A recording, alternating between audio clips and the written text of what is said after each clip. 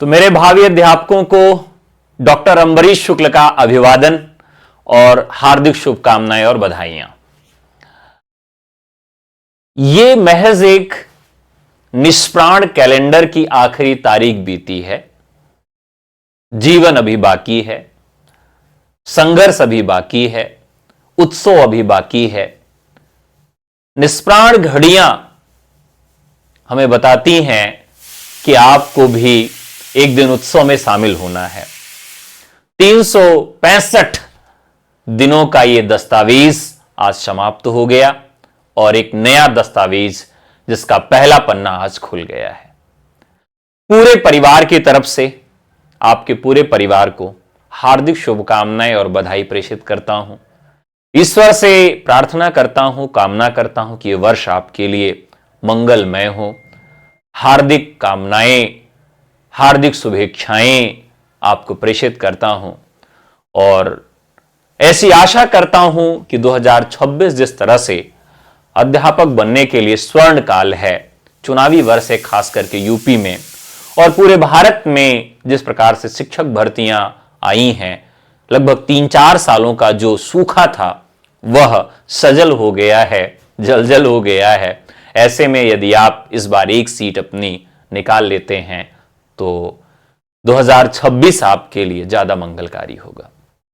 बस इस वर्ष हमें एक प्रण लेना है कि हमारे दिमाग में कोई भी सेकंड ऑप्शन नहीं होना चाहिए। जैसे ही हमारे मन में कोई सेकंड ऑप्शन आता है कि चलो यार इस बार नहीं हुआ, कोई बात नहीं है, फिर देख लेंगे।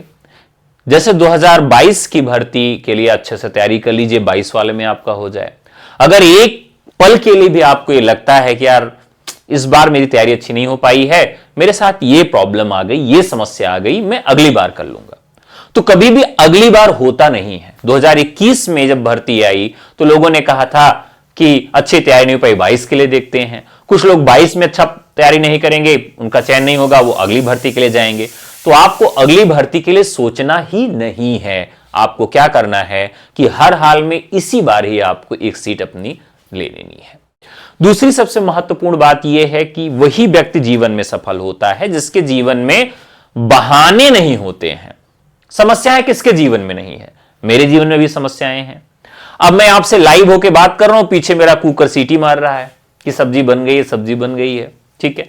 तो ये समस्याएं सबके जीवन में अलग अलग समस्याएं हैं, लेकिन हम उन समस्याओं को नजरअंदाज करके और उन समस्याओं का समाधान ढूंढकर और तैयारी में लग जाएं तो निश्चित तौर पे सफलता आपको मिल जाएगी।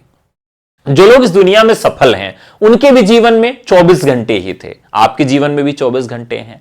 हमारे जीवन में जो असफल हैं उनके पास उस 24 घंटे के न्याय के लिए बहाने होते हैं और उन बहानों से वो क्या करते हैं, स्पष्ट करना चाहते हैं कि इस वजह से मेरा नहीं हो पाया, जबकि उस बहाने के साथ खुद भी वो संतुष्ट नहीं होते हैं।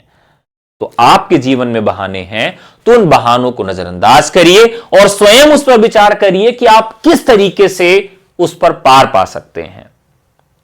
बस 3 महीने अगर आप अपने आप को 90 दिन दे दीजिए, 90 दिन अगर आप 6 से 8 घंटा नियमित पढ़ लीजिए तो कोई भी शिक्षक भर्ती ऐसी नहीं है कि जिसमें आपका चयन ना हो। 100% गारंटी के साथ आपका चयन हो जाएगा। बस कितना करना है, बहुत आसान है।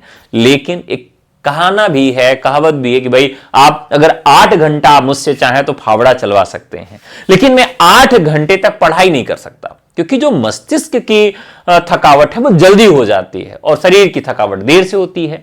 तो भाई बहुत आसान है, 8 घंटे आप अगर एक बार पढ़ना सीख जाएं, बैठना सीख जाएं। शुरुआत में समस्या होगी 8 घंटे लगातार बैठ के पढ़ने में, लेकिन एक बार आदत बना लीजिए, फिर आपका जीवन बहुत आसान हो जाएगा। ठीक है, तो चलिए इन्हीं शुभेच्छाओं के साथ, इन्हीं हार्दिक मंगल कामनाओं के साथ पुनः आप लोगों को बहुत बहुत धन्यवाद, बहुत बहुत बधाई और ईश्वर अल्लाह से आप के लिए मैं कामना करता हूं कि ये वर्ष आपके लिए मंगलमय हो और इसी वर्ष आप सब अध्यापक बने। बहुत बहुत धन्यवाद, नमस्कार, जय हिंद।